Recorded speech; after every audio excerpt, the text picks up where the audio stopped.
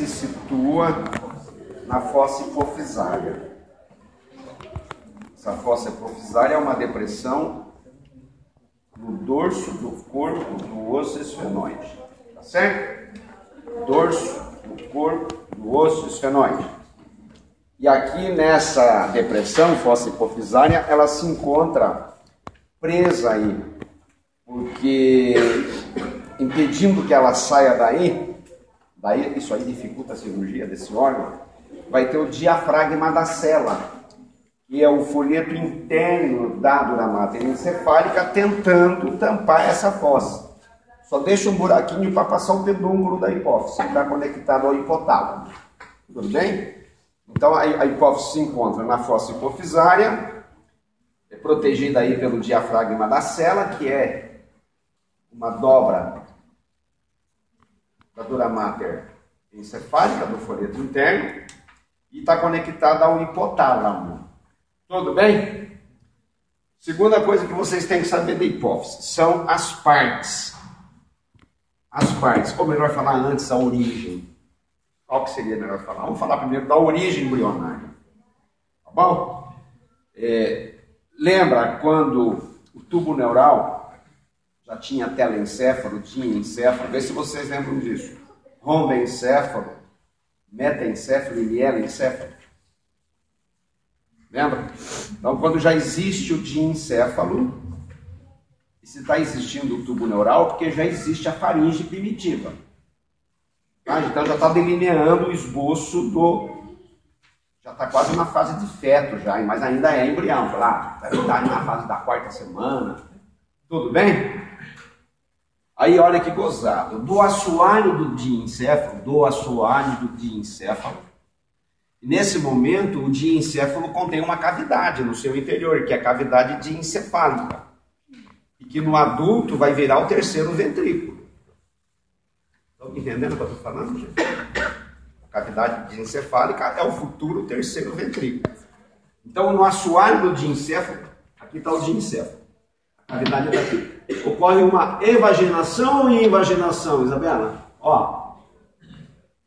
Fala. Estava reto. Aí começou a fazer isso. Isso é invaginação ou evaginação? Isso é uma evaginação do assoalho. Como a faringe primitiva está aqui embaixo, do teto da faringe primitiva começa a ver isso aqui, Isabela. Evaginação ou invaginação? Essa é a faringe primitiva. É uma evaginação também. Então, evagina de lá para baixo, evagina daqui para cima. Tudo bem? Estão me entendendo? E aí, então, essas duas partes se fundem. Aí depois se solta daqui. Ok? E aí, então, surge essa glandulazinha, ó, que continua presa lá no diencéfalo. Que agora já não é mais diencéfalo, já é o hipotálamo. Tudo bem? Viram a origem embrionária? Então, ela tem origem de tecido nervoso, parede de diencéfalo, é tubo neural, tecido nervoso, e tem origem de mesoderma. Na verdade, acho que do endoderma da faringe primitiva.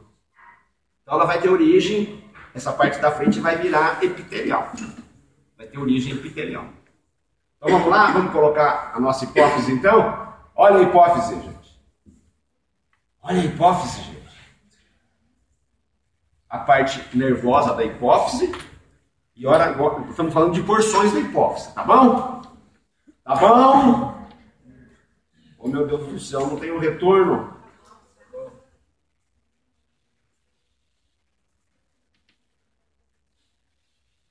E a parte epitelial. Essa é a nossa hipófise. O cadáver está olhando para lá. Tá bom? Dá para a gente perceber na aula prática o lobo anterior e o lobo posterior? Na prática aqui? Dá para perceber, sim. Tá? Então, na prova eu posso espetar lobo anterior ou lobo posterior. O lobo anterior, gente, ele é formado, eu posso chamar ele de adeno hipófise, tá bom? Tudo bem? E ele é formado de três partes. A pars distalis, que deveria chamar a parte rostral, porque está bem na frente, Essa parte que envolve a neurohipófise é a pars tuberalis.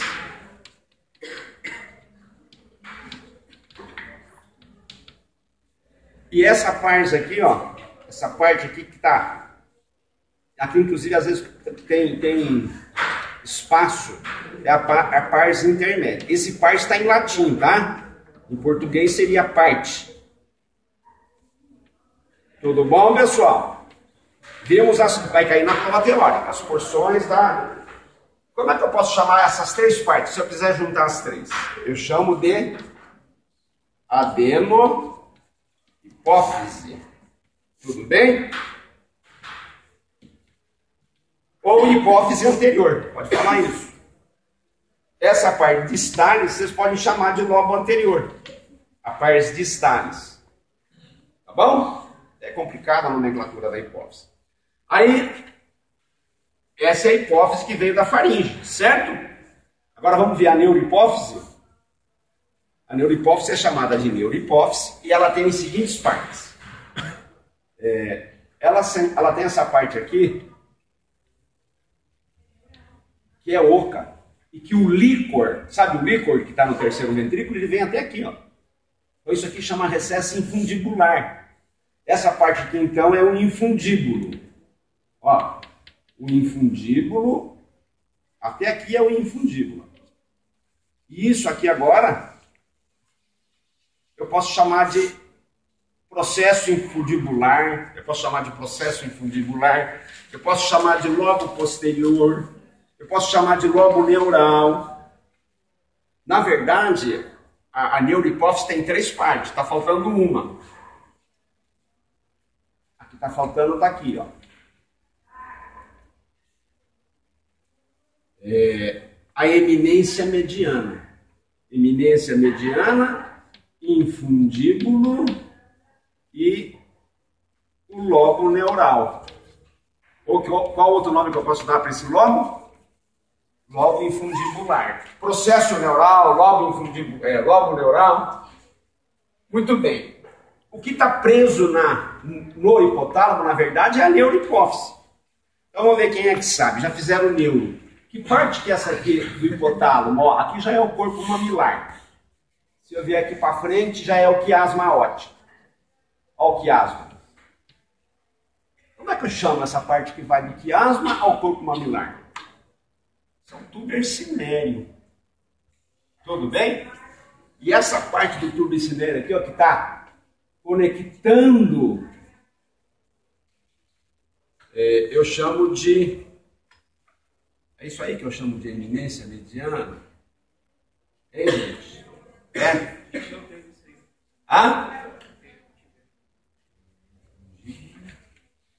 Eminência mediana e infundíbulo.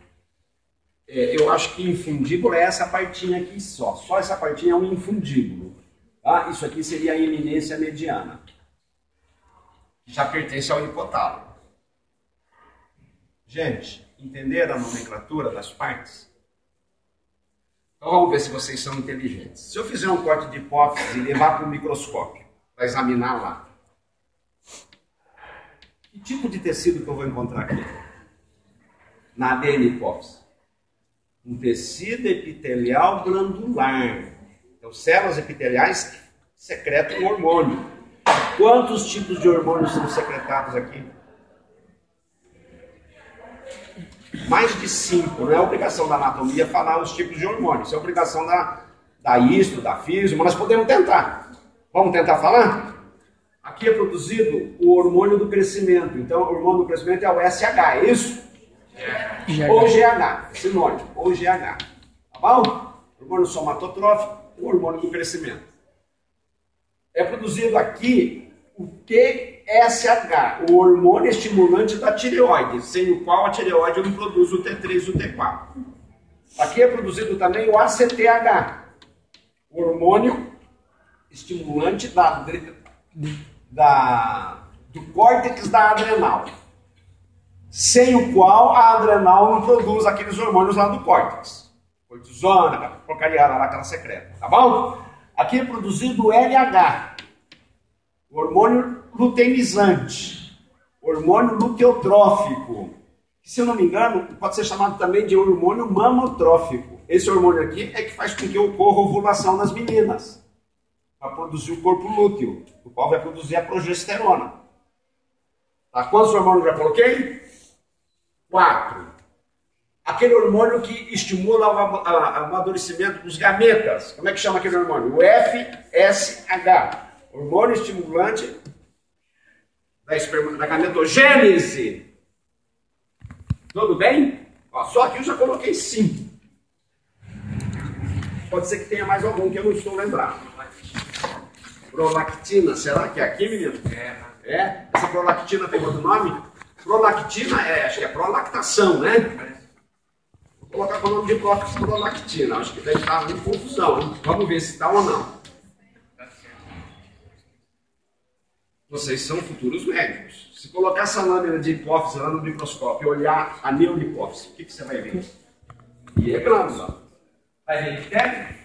Não. Você vai ver fibras nervosas. Então aqui está um conjunto de fibras nervosas. E a extremidade dessas fibras nervosas secretam 2 hormônios. Quais os hormônios? Eu vou perguntar na prova então. Todo ano eu vou perguntar.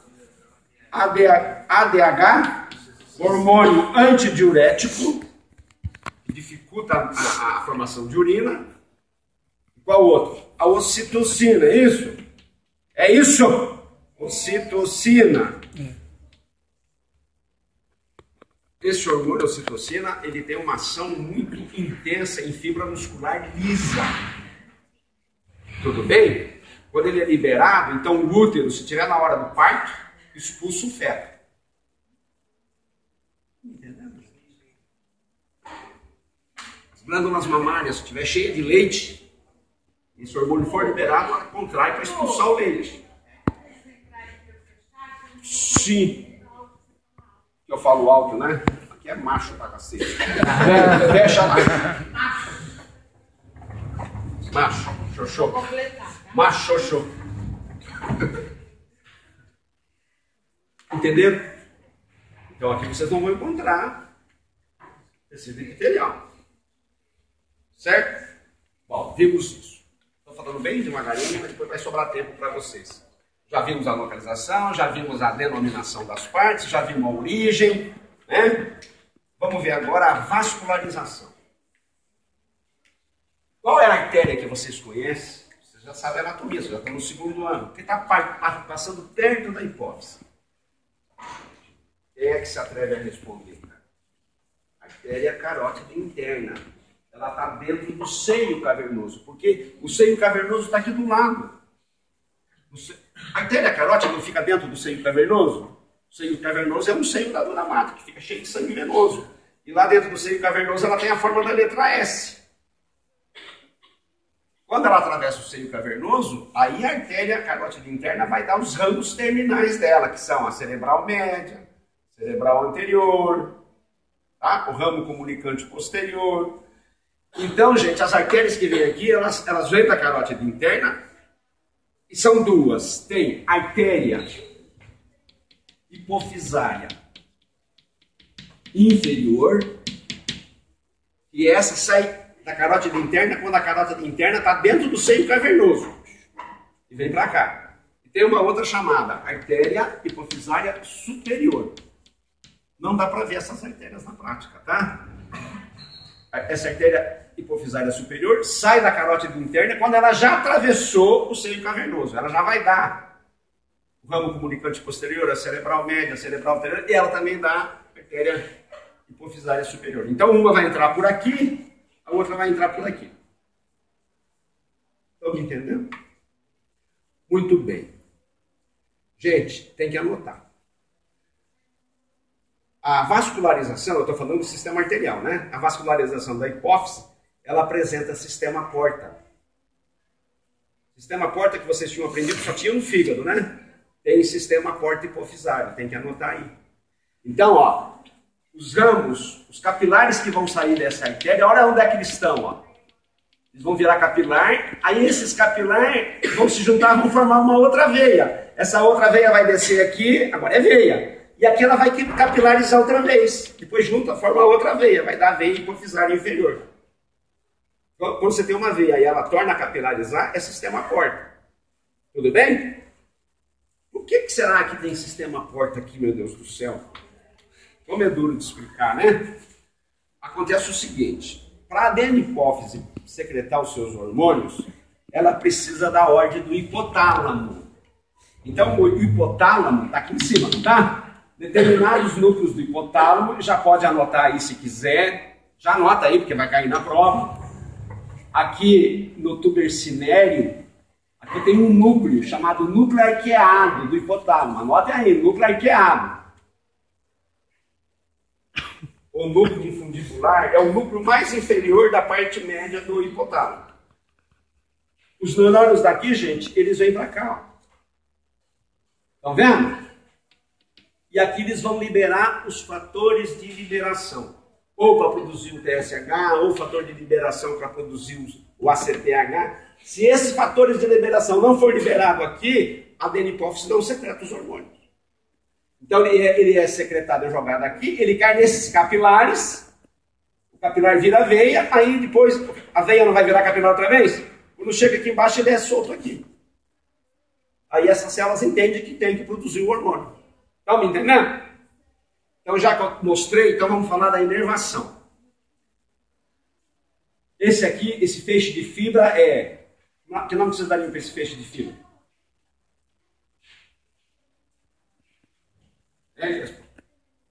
Bom, na verdade, todas as fibras nervosas, porque tem essas que vieram para cá, e tem essas aqui que vieram daqui, ó, da parede lateral do hipotálamo. Tá vendo? Ó, estão vendo? Tem dois núcleos aqui, ó, dois núcleos do hipotálamo que mandam fibras para cá.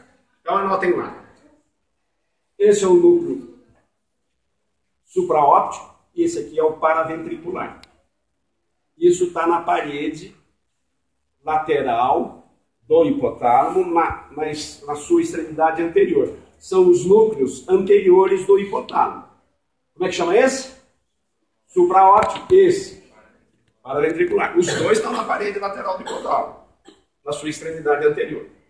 Então, essas fibras nervosas que entram, eu posso chamar de feixe hipotálamo hipofisário. Só que daí na prova vamos lembrar de quais os núcleos, tá bom? Certo? Fala, gente. Certo. O sangue venoso. Para onde que ele vai? Essas veias que estão saindo aí da... O que diz a lógica? Ou será que precisa decorar isso? Vai direto para o seio cavernoso. Tudo bem? Então não é decorado. Não é decorado. Crânio infantil.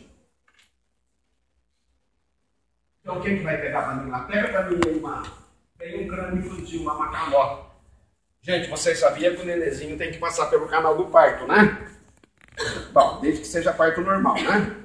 Se for cesárea, daí não precisa, certo? Aí, pessoal. Certo? Então, de propósito. Então, lembra da estrutura sagital, estrutura coronal?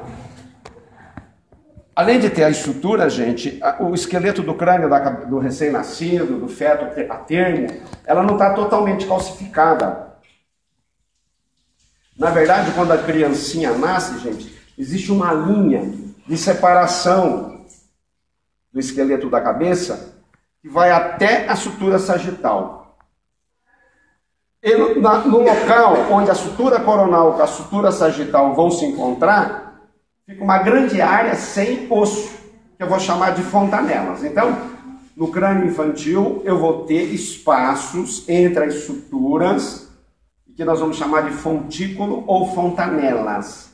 Isso para a hora que for nascer, comprime a cabecinha da criança, ela cede, a criancinha passa sem judiar muito da mãe. Tudo bem? Quais são as fontanelas, então? Fontanela anterior, tem uma fontanela posterior, tem uma fontanela posterolateral, tem uma fontanela posterolateral e uma fontanela anterolateral. Então, quantas fontanelas são? Você não sabe somar?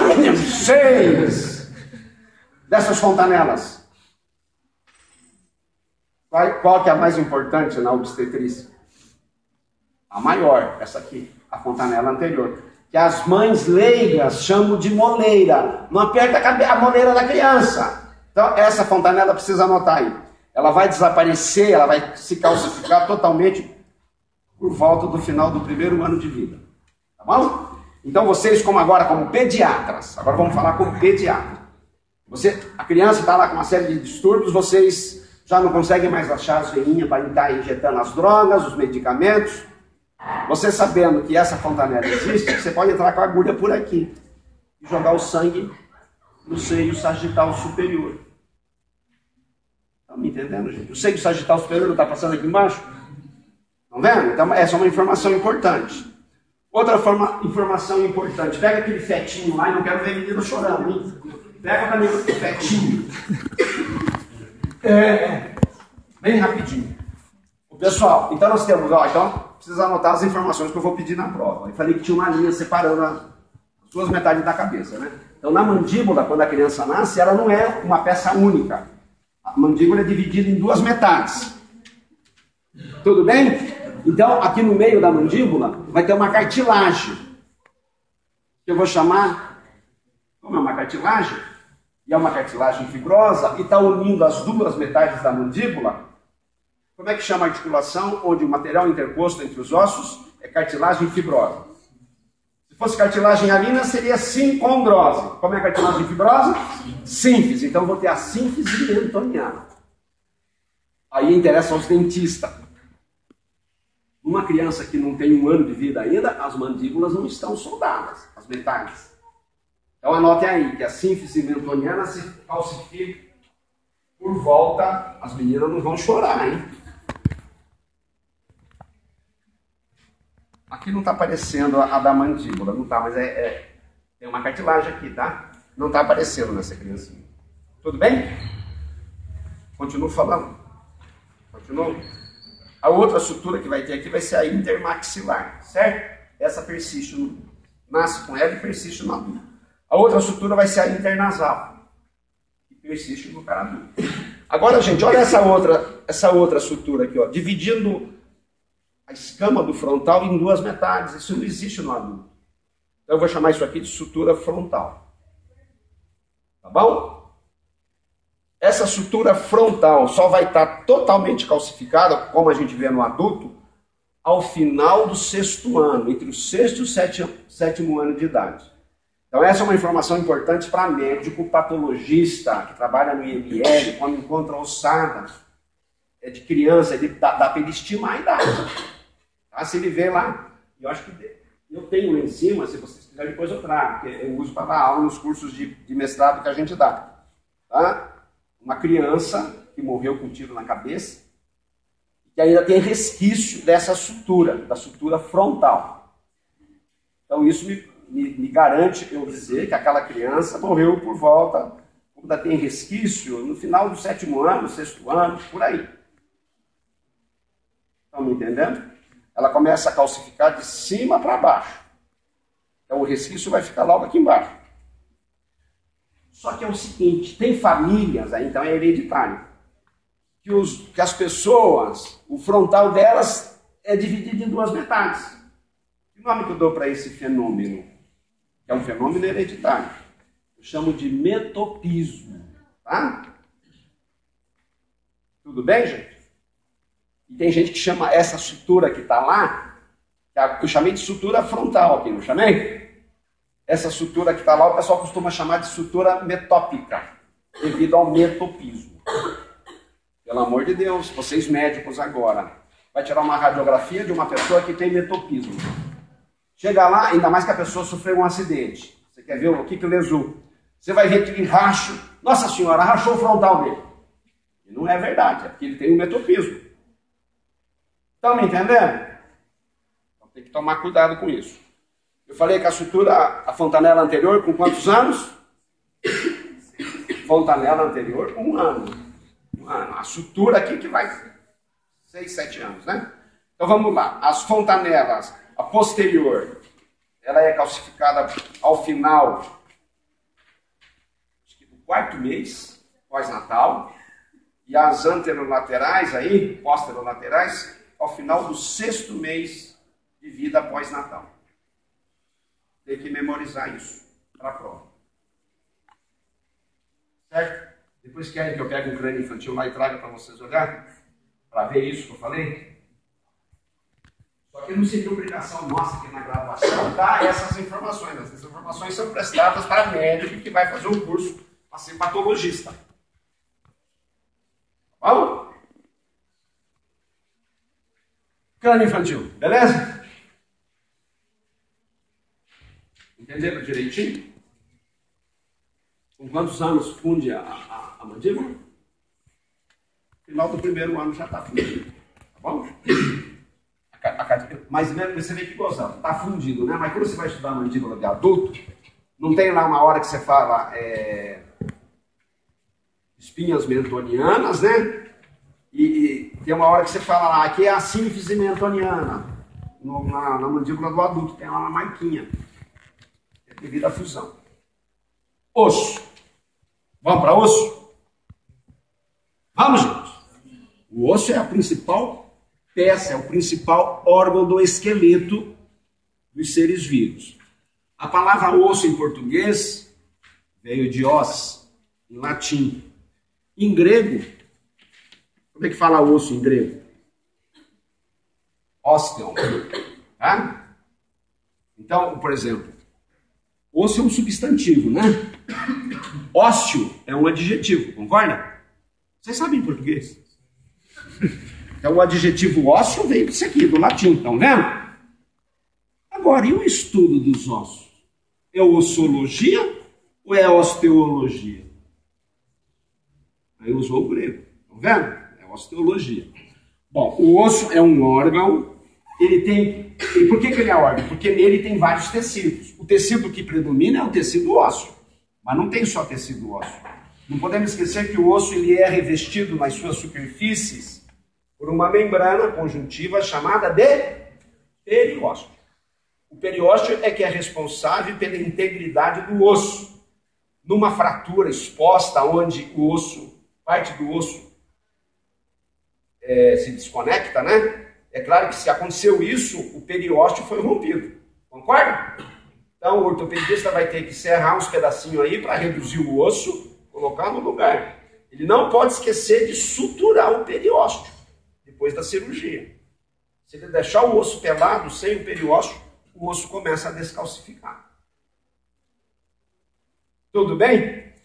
Mas além de tecido ósseo, além do tecido conjuntivo do periósteo, o osso não tem fibras nervosas no seu interior? O osso não é inervado? É ou não é? É inervado. O osso não tem vasos sanguíneos? O osso não tem o tecido reticular, que é a medula óssea? A medula óssea é uma variedade de tecido conjuntivo, que a gente chama de tecido reticular. Não é lá que é produzido os elementos do sangue? Então o osso é um órgão. Tudo bem? Muito bem. O osso pode ser classificado quanto à forma, gente, em curto, longo, plano e irregular. Isso devido à forma, tá bom? Os ossos longos, um osso só pode ser considerado osso longo se no interior dele, gente, tiver um canal. Olha o canal aí, ó. Tá bom? Tem que ter o canal. Só o osso longo é que tem esse canal. Como é que chama esse canal? Canal medular. Esse canal é vazio? Não, esse canal é preenchido de um material chamado medula óssea. Aqui que vai ser produzido as células sanguíneas. Tudo bem? Fala se está tudo bem. Esse azul aqui, o que é? Eu estou colocando agora no esquema. O que é o azul? Periósteo. Tudo bem? Outra coisa interessante. Olha como a superfície do osso eu coloquei em linha bem forte de giz branco, né? Está representando um tipo de osso, que é o osso compacto. Estão vendo?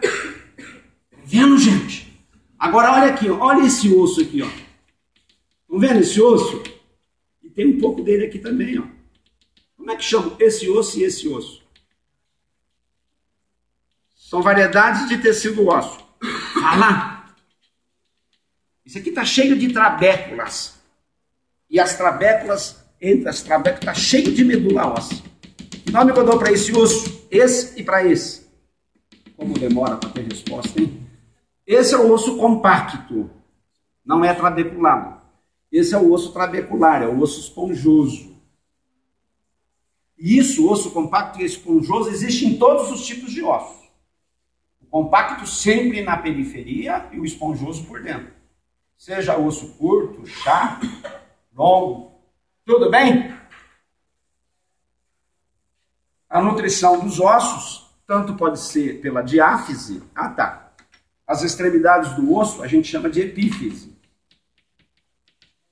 Tá? Epífise, epífise.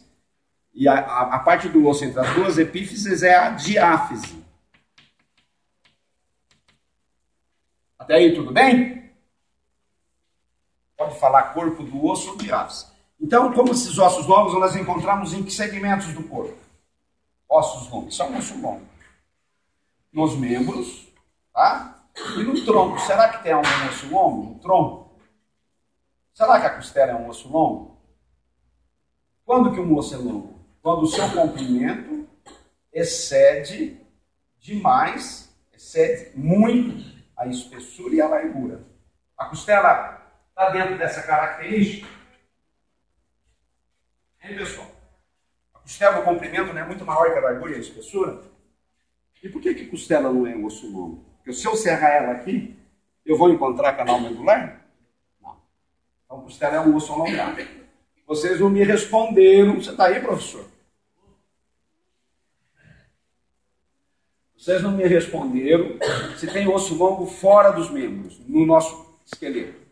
Aonde? Então me fala. O externo seria um osso chato, um osso plano, porque o comprimento e a largura excedem a espessura. O externo é um osso chato, assim como é o parietal, o occipital, todos os ossos do crânio, claro, tirando o etimoide, esfenoide, que são ossos irregulares. Ele falou o externo, gente, é osso longo? Pelas dimensões, ele é um osso chato, plano, assim como é o frontal, o parietal. Quem? O externo? Ele tem osso compacto e esponjoso, mas não tem canal medular. Vocês não responderem e não vão acertar. A clavícula. A clavícula é um osso longo. Se você serrar a clavícula, você vai ver o canal medular. Agora vamos ver se as meninas são espertas. E as falanges? Vocês acham que é curto ou é longo? Pela dimensão, seria curto, né? Mas se você serrar as falanges, você vai ver canal medular. Então as falanges também são longas. Tá bom? Ficou claro isso aqui? Hein, pessoal? Ficou? As artérias que vão nutrir o osso, ou elas entram pela diáfise e tem algumas que entram pelas epífises. Tudo bem? O forame que elas entram, o nome deles é forame nutrício. Não é forame para passagem de nervo e artéria, como vocês aprenderam. Muito bem. Falamos da estrutura do osso, tipo de osso, classificamos ossos, né? É isso? Vamos falar de crescimento. Crescimento do osso. Antes, vamos falar da origem, vai? Da origem. Gente, quanto à origem, nós temos dois tipos de ossos. Tem o osso, que o osso é uma variedade de tecido conjuntivo. Se é variedade de tecido conjuntivo, de qual folheto embrionário que veio o osso? Do ectodermo? Do endodermo ou do mesodermo? Do mesodermo. Tudo bem? Então, olha um mesodermo embrionário, uma lâmina de mesodermo embrionário. Isso aqui é o mesoderma, tá? De repente, começa a aparecer os centros de calcificação. Então, células desse mesoderma vira osteoblasto, começa a produzir matriz orgânica do osso. Estão me entendendo? Aí vem o sangue, começa a jogar os sais minerais, e isso que era uma membrana virou um osso chato. Estão vendo? Então, esse osso é um osso membranoso. Então, os ossos podem ser membranosos quando eles vêm diretamente da membrana mesenquimal. Tá bom? Agora, olha que gozado. Olha um outro material mesenquimal. Aí o vagabundo, antes de virar osso, olha o que ele vira. Ele vira uma cartilagem.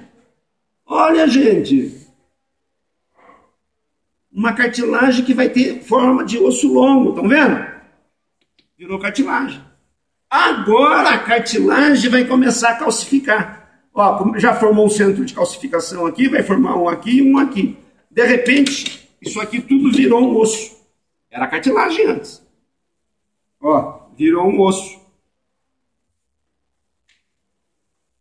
E por sinal, um osso longo. Então esse osso é um osso condral, que veio da cartilagem. Então, ossificação intramembranosa, ossificação endocondral. Onde é que nós temos ossos membranosos? A maioria dos ossos da calota craniana. Bom, são ossos membranosos. A mandíbula também é um osso membranoso. Também é a mandíbula. E se eu não estou enganado, a clavícula também é um osso membranoso. Os demais ossos são todos condrais. Vieram de um modelo cartilagino. Uma curiosidade para quem vai ser obstetra. No desenvolvimento embrionário, quando que começa a aparecer os primeiros ossos membranosos? Ao final do sétimo mês, da sétima semana de gestação, você já começa a ter o osso membranoso. E ao final da 12ª semana de gestação, você já começa a ter osso condral. Então, quando o nenenzinho nasce, ele já tem osso membranoso e osso condral. Tudo bem? Gente, antes de entrar em crescimento, então, falar de cartilagem. A cartilagem também é um órgão, né? A cartilagem também é um órgão.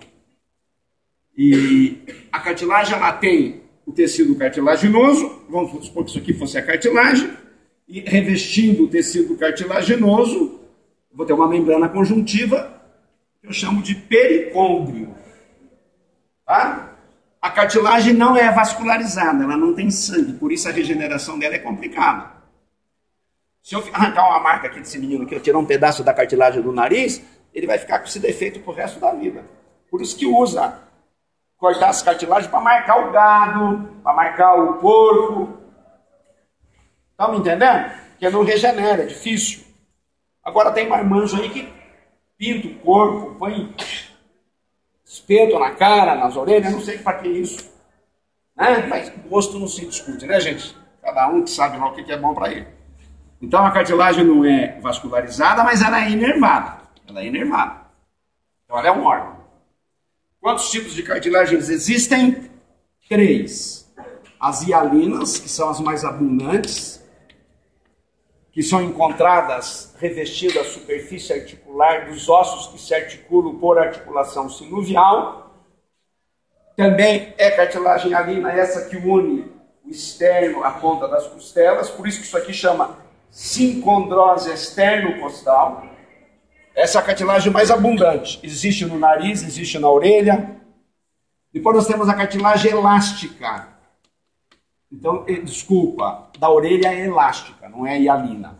Tá bom? Mas no nariz tem cartilagem hialina e elástica. Certo? Essa aqui não é tão comum. E a outra cartilagem é a cartilagem fibrosa. É claro que tem diferenças, tanto na aparência física quanto na histologia. Por exemplo, essa cartilagem aqui, enquanto nessa cartilagem aqui as fibras colágenas, as fibras é de colágeno, aqui é de elastina. Estão me entendendo? Aqui já é fibra colágena. Enquanto que aqui a proporção de fibra colágena por tecido fundamental amorfo é 50% para cada um, aqui não. Aqui é 70% de fibra colágena para 30% de tecido fundamental amorfo. Então isso aqui é uma cartilagem muito grosseira, né? Aqui na elástica é 50/50. Só que aí a fibra não é de colágeno, é de elastina. Então tem diferenças. Tudo bem? As cartilagens fazem parte do esqueleto. Okay? Seja unindo os ossos, seja revestindo a superfície articular. A última parte da aula para vocês poderem estudar. O crescimento do nosso corpo depende do crescimento dos ossos. Concorda? Então, o crescimento dos ossos da cabeça, gente, ocorre na região das suturas. Ali o periósteo que está ali, fibroblastos vão virar osteoblastos, vão começar a produzir matriz orgânica, vai vir o sangue, vai depositar sal e a cabeça vai. Tem cabeça de baiano. Tudo bem? Então, o crescimento do osso pode ser por ação do periósteo. Quando o osso cresce por ação do periósteo, no osso longo, por exemplo, quando ele cresce por ação do periósteo, o periósteo está aqui. Ele vai promover crescimento em largura do osso longo. Concorda comigo? E quando o cara fratura o osso, a regeneração desse osso é por ação do periósteo. Por isso que eu falei que tem que suturar o periósteo. Certo? Entendido? Então o periósteo tem a ver com o crescimento do osso. Se for osso longo, é crescimento lateral. Agora o crescimento em comprimento dos ossos longos, se a pessoa estiver em fase de crescimento, e isso interessa agora a pediatria, a parte da pediatria do móvel. A pessoa vai ter que ter um disco de cartilagem aqui, ó. Estão vendo? Na epífise. Estão vendo, gente? Em amarelo aqui é uma cartilagem. E cartilagem é hialina, hein? Essa cartilagem aqui é hialina. Esse osso está em fase de crescimento. Que apareceu a cartilagem hialina. Então, como é que eu chamo essa? Ela tem forma de disco, gente. Ela acompanha o formato do osso. Então, isso aqui é o disco epifisário. Deve esse nome porque ele está na epífise. De que material que é? Cartilagem hialina. Então, veja que coisa cruzada. Os condrócitos que estão aqui, ou melhor, os condroblastos, divide e faz aumentar a cartilagem, certo? Aí vem o sangue e traz cálcio, vai aprisionando os condroblastos e vai virando... Enfim, essa matriz aqui, que era de cartilagem, vai virando matriz óssea. Estão me entendendo? E aí, então, o osso vai crescendo assim, ó, para lá e para cá. Estão me entendendo? Gente, adivinha com quantos anos esse disco epifisário desaparece dos ossos longos das meninas? Porque o nosso crescimento em altura vai depender do crescimento dos ossos longos. Então já vamos lá para tirar a frustração, os complexos. Vamos ver se tem aqui em fase de crescimento. Em quantos anos? E veja uma coisa, ó. Essa cartilagem, ela só vai sofrer mitoses se no sangue dessa pessoa tiver esse hormônio aqui, ó. Esse hormônio, ele age aqui. Com quantos anos as meninas estão produzindo SH e ainda tem o disco? As meninas, 19 anos. E os meninos? É sempre no fim da adolescência, tá? Os meninos aos 21 anos. Então, se tem algum moleque aqui na turma que não tem 21 anos e é complexado porque é baixinho, então... alimente as esperanças, que ainda dá para crescer mais um pouco. Tá bom? Agora, se tiver mais que isso, se contenta. E coloque na cabeça que homem alto é um homem diluído. Enquanto que um homem baixinho é um homem concentrado. Certo? Agora vamos a detalhes, que vai cair na prova. Posso falar? Pode? Vocês sabiam que esses discos, eles se calcificam em épocas diferentes, não é ao mesmo tempo, tá bom? Então vamos lá, uma regra mnemônica, para poder não esquecer. Esse é um hominho, tá bom? Ó, as perninhas dele e olha o bracinho dele, gente. Então anotem lá, faz a setinha. Aqui não está convergindo, gente? Esses riscos aqui que estão representando o membro inferior não estão convergindo no joelho? E aqui, esses riscos que estão representando antebraço e braço, não está divergindo do joelho? Isso é uma regra mnemônica. Então vamos lá. Para os membros superiores, a extremidade do osso que mais cresce são as extremidades. No caso do húmero é a extremidade proximal. No caso do rádio e da una é a extremidade distal. Então a regra é, do cotovelo eu fujo. Do cotovelo eu fujo. Isso é uma regra mnemônica. Para membro inferior, para o joelho eu vou. Então, se você pegar, por exemplo, o fêmur, enquanto aqui já houve calcificação do disco, aqui ainda o disco está funcionando, entendeu? Então essa extremidade cresce mais que essa, a extremidade distal cresce mais que a proximal. Como é que é a réplica, então? O cotovelo eu fujo, para o joelho eu vou. Vamos ver se é verdade isso? Ó, antes eu esqueci de mostrar, né? Olha o osso longo, olha o canal medular. Estão vendo? Então, pelo amor de Deus, medula óssea não tem só no canal medular. Medula óssea tem no canal medular e no osso trabecular. Quando a pessoa está em fase de crescimento, toda a medula óssea dele é vermelha. É hematógena, é hematogênica. Quando o cara, que nesse menino que já está velho, a maior parte dos ossos, a medula óssea já está amarela. A medula óssea amarela, que é tecido gorduroso. O pessoal compra no açougue de boi para comer na sopa e chama de tutano. Tá? Chama de tutano. Tem substância. Mas deve dar um colesterol bem alto, né? Vamos lá. Usa o raciocínio, tá? Olha esse osso. Que osso que é esse? Essa é a fíbula. Não é a fíbula! Vocês já não fizeram ortopedia? Não. Ah, então desculpa. Ó, eu vou colocar ele em posição anatômica. Essa é a extremidade inferior dela. Essa aqui é a epífise distal. Essa é a proximal. E essa fíbula é do lado esquerdo. Vamos ver se eu não estou falando errado ali, ó. Porque eu não decoro. Vocês acham que eu decoro? Ó, é a fíbula esquerda. Tá vendo?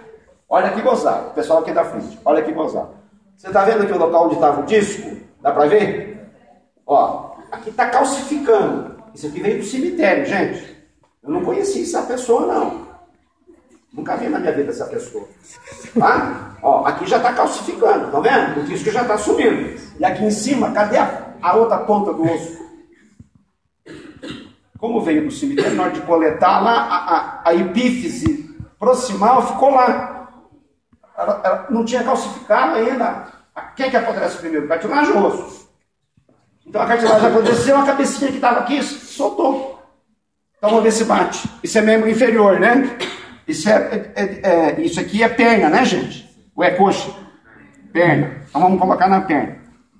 Aqui já está calcificando. Aqui não tinha calcificado ainda, lembra aquilo? Então bateu? Estão vendo? É matar a cobra e mostrar o pau. Acho que acabou, né?